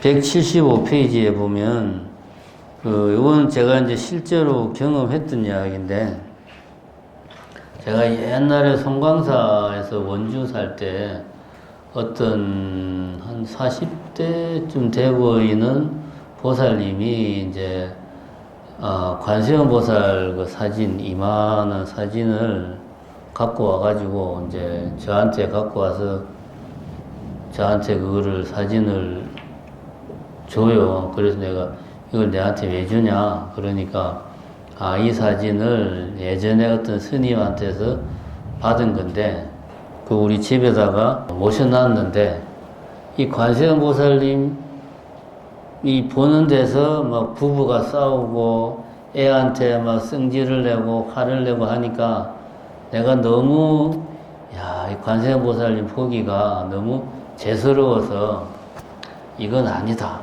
하는 생각이 들어서 관세음 보살님 사진을 갖고 왔다. 그래서 우리 집에 관세음 보살님을 모시기에는 참 부끄러운 것 같다. 그래서 절에 갖고 왔으니까 스님이 잘 뭐 보관해 주기 바란다. 이렇게 이야기를 저한테 했어요. 그래서 이제 사실 저는 그 보살을 그때 처음 봤고 누군지도 모르고 그래서 뭐 주니까 일단은 받아놨는데 가고 나서 가만 생각해 보니까 아마 그 보살을 내가 조금이라도 아는 보살이었으면 뭐라고 이야기를 했을 겁니다. 어떻게 이야기를 했냐 하면 여기 이제 이런 기본적인 맥락에서 보면 집에 관세음 보살님 사진을 걸어 놓는 이유가 집을 장식하기 위해서 걸어 놓는 게 아니고 관세음 보살님이 보고 있으니까 그래도 화를 2번 낼 거 1번 내고 2번 싸울 거 1번 싸우고 이렇게 스스로를 좀 자기가 좀 죄를 지키기 위해서 노력을 관세음 보살님이 보고 있으니까 노력을 더 하자. 그 다음에 그럼에도 불구하고 관세음 보살님이 보는 데서 남편하고 싸웠다. 그러면 부끄러운 일이니까 부끄러우면은 참여할 줄 알아야지. 부끄럽다고 해서 관세음 보살님을 치우면 되겠냐 이거지. 부끄러우면 참여를 해야지. 부끄러워하는 만큼 참여를 해서 다음에는 내가 뭐 화를 내더라도 짧게 10분 화를 낼 거 5분만 화를 낸다거나 이렇게 해야 생각하는 게 올바른 거지 그 사진을 치우는 거는 올바른 게 아니다. 그래서 제가자들 같은 경우는 현실이 걔를 100%다 지키는 게 쉬운 일이 아니기 때문에 아까도 말했죠. 어느 정도 자기 자신과 타협하거나 어떤 뭐 그런 게 한 측면이 있고 아까 지금처럼 어떤 보이지 이렇게 내 자신과의 약속이라고 이야기를 했는데 이거는 내 자신과의 약속이니까 제3자는 모른다 이거예요. 저 사람이 내가 마음속으로 5계를 지키기 위해서 다짐을 하고 나는 5계를 지키겠다고 결심을 했는지 안 했는지 제3자는 몰라요. 그러니까 내가 어기더라도 다른 사람들은 모르죠. 그러니까 가능하면 이런 어떤 계를 지키는 것에 대해서는 내 자신과의 약속일지라도 이것을 좀 공개적으로 할 필요가 있어요. 내가 이런 계율을 지키겠다고 선언을 하는 뭐 그런 것이 필요하죠. 이 수계식이 그래서 필요한 거죠. 내 혼자 내 마음속으로라는 약속이 아니고 여러 사람들과 같이 그것도 어떤 계율을 책임지는 스님으로부터 계를 받는 의식을 통해서 내 자신이 계를 지키겠다는 것을 다른 사람들에게도 보여주고, 그래서 내가 내 스스로는 인간이 부족해가지고 계를 막 어기고 싶어도 다른 사람들 눈 때문에 그래도 내가 한 말이 있으니까 어쩔 수 없이 이렇게 계를 지키는 이런 상황을 만들 필요가 있어요. 이런 상황을. 조금 다른 얘기는 하지만은 사실 우리 같은 경우는 1년 365일 승복을 입고 사니까 지금은 이게 이제 뭐 익숙해가지고 너무나 자연스러운데 초창기만 해도 이게 이제 이 1년 365일 감옥에서 사는 거하고 똑같죠, 우리는. 예를 들면 신부님 같은 경우는 뭐 밖에 나갈 때 사복 입고 나가면 모르잖아요. 알 수가 없지. 머리도 길고 양복 딱 입으면 모르잖아요. 근데 우리는 여기서 내가 양복을 입고 딱 나가면은 머리가 이 모양인데 바로 표시가 나지. 그래서 제가 한 번은 한 출가하고 한 10년쯤 돼가지고 제주도로 놀러 이제 휴가라고 해야 되겠죠. 2박 3일 정도 제주도를 가면서 내 스스로 이제 합리화를 한 거지. 절 안에서 이렇게 답답하게 내가 살고 있는데 그래도 1년에 그래서 한 하루 이틀 정도는 좀 해방될 필요가 있지 않냐. 그래서 이제 그 등산복 같은 거 있잖아요. 그 이제 그런 거 입고 모자 쓰고 이제 제주도를 갔는데 세상 사람들이 다 내만 보는 것 같아요. 진짜로. 너무 불편한 거예요. 밥 먹으러 가도 식당 사람들이 다 내만 보는 것 같아요. 이게 너무 불편한 거예요.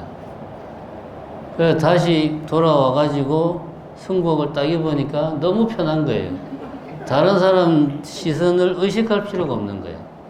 그래서 그 뒤로는 내가 절대로 사복을 안 했습니다.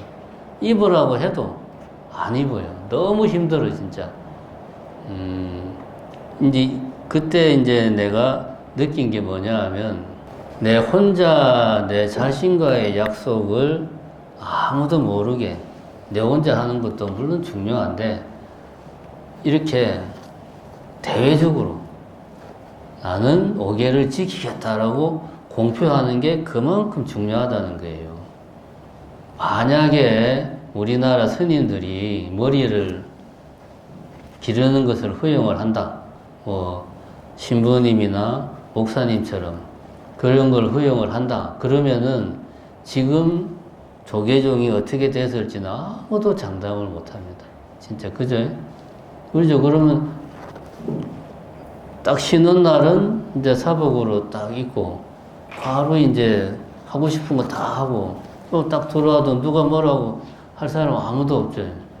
근데 이제 우리는 머리도 요 모양이고 이 상태에서 아무리 사복을 입어봐야 표시가 나니까. 그리고 이렇게 그냥 1년 365일을 살다 보니까 나도 타인의 시선에 이제 익숙해져 가지고 오히려 사복을 입으면 이게 더 불편하고 내 안에 있던 뭐라고 해야 됩니까? 죄의식이라는 게 막 발동을 하는 거죠, 이제. 이런 것들만 봐도, 의식이라고 하는 거, 자기와의 약속뿐만 아니라 그 약속을 공유하는 거, 엄청나게 중요하다. 그래서 우리가 수계식을, 물론 그 자체는 놓고 보면 그냥 상징적인 형식이에요. 근데 형식이지만 중요합니다. 그걸 하는 거하고 안 하는 거하고 차이가 그렇게 큰 거예요. 또 다른 예를 들면은 담배를 끊는다. 내 혼자 마음속으로 나 오늘부터 담배 끊어야지. 혼자 결심하는 거 하고 주변에 동네방네 다 소문내고 내가 담배를 피우면 지금부터 내가 피울 때마다 10,000원 낼게. 나 이제 오늘부터 담배 끊었어. 뭐 그렇게 해서 다 이렇게 소문내는 거하고는 차원이 달라요. 내 자신의 결심을 더 공고하게 하는 겁니다. 수계식이 그런 의미가 있다 하는 것을 명심을 해주시기 바랍니다. 그래서 이제 불자라고 하면 한 분은 언젠가는 수계식을 해야 됩니다. 그리고 수계식은 일생에 딱 한 번만 하는 게 아니에요. 내가 생각해도 요즘 내가 좀 사는 게 좀 흐트러진 것 같아. 그러면 이런 수계식이라는 의식을 통해서 좀 자기 자신을 좀 다잡는 또 그런 시간이 되기 때문에 너무 자주 하는 것도 그렇지만은 본인이 생각할 때 필요하다고 생각하면 할 필요가 있습니다. 그래서 여러 번 해도 아무 문제가 없습니다. 수계식은. 그래서 수계식 많이 참석을 해 주시고요. 그 다음에 이제 이후 일정에 대해서 크게 이제 하계 신행 강좌하고 가을에 하는 축계 심화과정 두 개로 나누어져 있는데, 가을에 하는 거는 요 부분 먼저 좀 간단하게 설명을 드리면, 사실은 고민을 많이 했는데요. 뭐 저번에도 이야기했지만, 원래는 이제 오늘까지 하고 이제 끝낼 생각이었는데, 하다 보니까 저도 뭐 욕심이 생기고, 또 이렇게 계속 또 이렇게 여러분들이 이렇게 나오시니까 계속 이어가야 되겠다 생각이 들어서 가을에도 해야 되겠다. 그럼 뭘 해야 되나 생각해 보니까 저는 이제 개인적으로 하고 싶었던 게 이제 불교 사상사라고 해야 되나요? 이게 이제 불교가 보면 처음 불교가 생겼을 때 이게 이제 초기 불교. 이 초기 불교가 좀 어떤 교학적으로 막 발전하면서 원래와 좀 다른 모습을 보이는 이제 부파 불교, 아비달마 불교. 이게 완전히 달라요, 보면.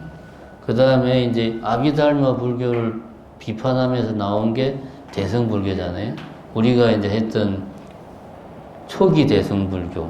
이게 이제 우리가 했던 반야신경이 초기 대승불교의 가장 대표적인 거고, 요 이제 초기 대승불교가 좀 발전한 게 이제 우리가 흔히 말하는 뭡니까 중간불교, 중간불교라고 하는 용수 스님 나오고 막 하는 중간불교고, 이 중간불교가 너무 좀 이렇게 공사상을 강조하니까 그 다음에 등장한 게 이제 유식불교, 일체 유심조 해가지고 오직 식, 뭐 마음이다 하는 유식불교가 그 다음에 나오고, 그 다음에 이제 나온 게 뭐 열애장사상, 후기 대승불교 가면 열애장사상이 등장하고, 이거는 이제 또 어떻게 보면 좀 신도교와 경계가 애매모호한 이제 그런 이런 이제 불교에 여러 가지 얼굴들이 막 나옵니다. 이게 초기 불교와 열애장 사상은 공통점이 거의 없어요. 그냥 같은 불교라는 틀 안에 있다 뿐이지 이게 같은 불교라고 보기에 힘들 정도입니다. 그런데 우리는 이거를 역사적인 관점에서 안 보고 그냥 이것도 불교, 이것도 부처님 가르침 이렇게 우리가 이해를 하니까 불교가 이제 어렵게 느껴지는 거죠. 보면은 거기다가 이제 우리나라 같은 경우는 이제 이 선종을 표방하는데, 선종이라고 하는 것은 엄밀하게 따지면 하나의 수행 방식이란 말입니다. 수행 방식이고 선종이 바탕에 깔고 있는 어떤 뭐라고 그래야 됩니까? 사상적인 기반은 또 화엄 사상이에요. 그래서 이제 우리는 사실 우리도 알게 모르게 화엄 사상에서 유래한 용어들을 많이 써요. 뭐 일중일체, 다중일 막 이래서 하면서 이런 뭐 일심 해석고 막 이런 것들이 이제 화엄 사상에서 막 나오는 이야기들인데, 근데 우리는 사실 화엄 사상에 대해서 잘 몰라요. 그쪽에 대해서 공부를 하지 않으면 그런 것도 있고, 그 다음에 불자들이 이제 뭐 천수경은 웬만한 불자라면 다 외우고 독성하고 하는데, 천수경이 사실은 이 밀교를 모르면 천수경을 반밖에 이해할 수 없다. 반만 이해한다라고 봐야 돼. 그러니까 또 우리가 밀교도 알아야 돼. 밀교가 이제 대승불교가 제일 마지막에 갔을 때 등장하는 게 밀교란 말이지. 이 밀교의 모습을 가장 많이 간직하고 있는 게 이제 그 뭡니까? 티베트 불교. 근데 이런 밀교와 초기 불교, 뭐 초기 대승불교와 밀교 이렇게 놓고 보면은 너무나 다른 모습이어가지고 이게 과연 같은 불교냐 이런 생각을 우리가 할 그런 정도다. 그래서 이번 가을에는 이런 이제 뭐 초기 불교, 부파 불교, 중간 불교, 유식, 열애장, 화엄 사상, 선종, 밀교 이런 지금 우리가 막 뒤섞어서 사실은 이야기하고 있지만 이런 것들을 하나 따로 놓고 좀 우리가 공부할 필요가 있겠다 해서 이제 가을에는 이런 좀 불교 사상사를 중심으로 해서 우리가 봄에 못했던 불교 문화 중에 이제 불교 조각하고 불교 회화 정도 같이 병행해서 하면 좋겠다라는 생각을 했고요. 그다음에 이제 그렇게 하다 보니까 여름 2달 동안에 이제 중간에 비니까 이때는 이제 좀 신행 중심으로 해서 기도하고 참선하는 거 좀 위주로 해서 생각이 있으신 분들은 나오셔가지고 예불 하고 기도하는 것도 좀 같이 하고 참선도 같이 하고 또 요것만 하면은 좀 심심할 것 같아가지고 끝나고 나서 이제 이 소참법문이라는 게 뭐냐 하면 소참법문은 원래 소참법문은 그거예요. 밥 먹고 나서 이제 큰 절 같은 경우 이제 지금도 뭐 그렇게 하지 뭐 큰 방에서 같이 모여서 이제 밥을 먹는다 이지. 내지는 이제 저녁 예불 갔다 와서 큰 방에 다 모여서 이제 뭐 서로 궁금한 게 있으면 이제 거기 있는 뭡니까 큰 스님한테 물어보면 묻고 답하는 뭐 그런 간략한 형식의 법문을 이제 소참법문이라고 그래요. 그렇게 그냥 참선하고 나서 한 20분 정도 이제 짧게 이렇게 법문 아닌 법문 좀 하는 그런 형식으로 해서 여름에는 좀 자율적으로 원하시는 분들 나오셔가지고 수행도 하고 짧은 법문도 듣고 그런 시간을 가지면 좋겠다. 또 요거만 하면 좀 이제 좀 단조로울 것 같아가지고 중간에 한 2번 좀 불교를 이해하는 데 도움이 되는 영화 해서 이제 지금 생각은 8월에 크리스마스하고 월령공주 뭐 정도 생각하고 있는데 한 2번 정도는 이런 영화를 가지고 한번 이야기하는 시간도 한번 가지면 좋겠다. 지금 그런 생각을 했습니다. 그래서 여러분들이 보시고 도움이 될 것 같으면 이제 이 학예 신행 강좌 프로그램 참석해 주시면 고맙고요. 가을의 프로그램은 전 불교 사상사 중심으로 프로그램을 할 생각입니다. 이제 내년에는 이제 좀 이제 이 교과 과정을 좀 더 이제 1년 과정으로 좀 내년에는 더 고민을 해서 그렇게 만들도록 그렇게 하겠습니다. 네, 이제 뭐 어쨌든 이렇게 해서 지난 우리가 총 16회였죠. 예, 불교 빛골 불교 아카데미 교육 과정을 어쨌든 했습니다. 공식적인 마무리는 이번 주 말에 있는 이제 수계식으로 이제 공식적인 마무리하고 그 다음에 좀 쉬었다가 7월 11일부터 학예 신행 강좌를 또 계속 이어가도록 하겠습니다. 여러분들 그동안 꾸준히 나와주셔가지고 감사드리고요. 질문하실 게 있으면 질문하시죠. 오늘 뭐 지난주 수업 관련해서 사실 불교와 자연화교가 상당히 유사해요. 보면 이제 물론 이제 그 겉으로 드러나는 모습은 상당히 유사하고 안에 이제 근본적인 사상적인 베이스는 좀 다른데 겉으로 드러나는 모습은 상당히 유사해요. 뭐 삭발을 한다든가 뭐 그런 뭐 옥외 뭐 그런 걸 강조한다든가. 근데 자연학교 같은 경우는 농사를 안 짓거든요. 왜냐하면 농사를 지으면 불가피하게 살생을 한다. 그러니까 자연학교는 인도에서 이제 애시당초부터 상업에 종사를 했죠. 사람들이 애시당초부터.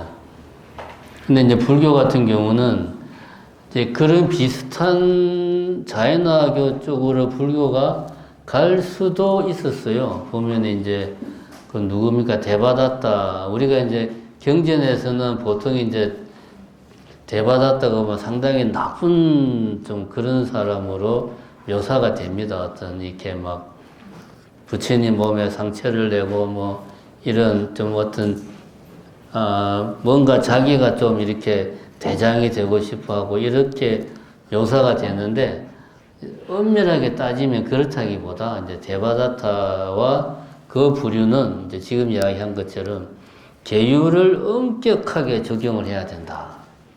그러니까 이제 예를 들면 살생하면은 이 살생의 범위를 상당히 이제 철저하게 예를 들면 뭐 농사를 짓다가도 나도 모르게 살생을 할 수 있다. 이런 경우도 이제 불살생의 계를 어기는 걸로 봐야 된다. 뭐 예를 들면 이런 식으로 그 어떤 계율의 적용을 엄격하게 하자라는 게 대바다타와 그를 추정했던 무리들의 주장이었어요. 그에 반면에 부처님께서는 좀 탄력적으로 하자. 뭘 그렇게 엄격하게 하냐라는 게 이제 부처님의 입장이었고 여기에서 이제 자연학교하고 불교가 어떤 외형적으로 좀 갈라진 거죠. 자연학교는 철저하게 지킨 거고 불교는 이게 좀 융통성을 가지게 된 거죠. 그런 맥락에서 봤을 때 농사를 지으면 어쩔 수 없이 살생을 하는 것은 맞죠. 그래서 이제 부처님의 관점에서 보면 살생을 하는 것은 인정한다. 거기에 따른 과보도 짓는 것도 인정한다. 그렇기 때문에 그러한 과보를 없애기 위해서 참여를 해라. 이런 맥락으로 이제 보통 이해를 하죠. 아예 그 살생을 할 만한 업을 짓지 말라는 게 아니고. 그런데 이제 가능하면 살생하지 않기 위해서 노력을 해야 되겠죠. 뭐 예를 들면 농사를 짓는데 뭐 농약을 쓴다든가 그런 것보다는 좀 가능하면 유기농 방식으로 뭐 농사를 짓는다든가 그런 쪽을 불교적 관점에서는 권장을 하는 거죠. 농약을 쓰는 것보다. 또 농약을 쓰더라도 지금처럼 이렇게 뭐 대량 살포나 특정 작물만을 위해서 농사를 짓는다기보다 뭐 저농약이라든가 다양한 작물들을 같이 농사를 지어서 자연이 알아서 서로 이렇게 좀 성장할 수 있게 한다든가 뭐 이런 식으로 불교적으로 우리가 만약에 농사를 짓는다면 그런 식으로 농사를 이제 짓는 거를 권장을 한다고 봐야 되겠죠. 그거는 정리하자면은 자연어교와 불교가 처음에는 비슷한 모습을 보였는데 이것이 좀 많이 지금은 다른 모습을 보이는 이유가 뭘까? 저는 부처님은 어떤 그런 뭐 계율의 적용에 상당한 융통성과 탄력성을 줬다. 거기에서 차이가 있다. 그렇다고 해서 계율 자체를 잘못한 것 자체를 부정하는 건 아니고 잘못은 인정하되 그것에 대해서 부끄러워하고 참여하는 모습을 계속 견지를 하는 거 그런 거를 유지하면은 불교적이라고 볼 수가 있죠. 그 이제 한 가지 더 덧붙이면은 뭐 그런 이제 계율에 관한 해설책을 보면 그런 이야기가 나옵니다. 계를 받을 때 예를 들면 내가 정육점을 한다. 예를 들어서 그럼 이제 살생을 본의 아니게 업으로 삼아서 이제 하는데 근데 내가 만약에 수계식을 하면서 5개를 받는데 불살생계를 받으면 내가 밥 먹고 내가 생활하게 사는 게 이 살생이란 말입니다. 그럼 이런 경우는 이제 모순이 있는 거죠. 그래서 그런 이야기를 해요. 계율을 해설한 책에서는 수계를 받을 때 내가 받을 수 있는 계목만 받아라.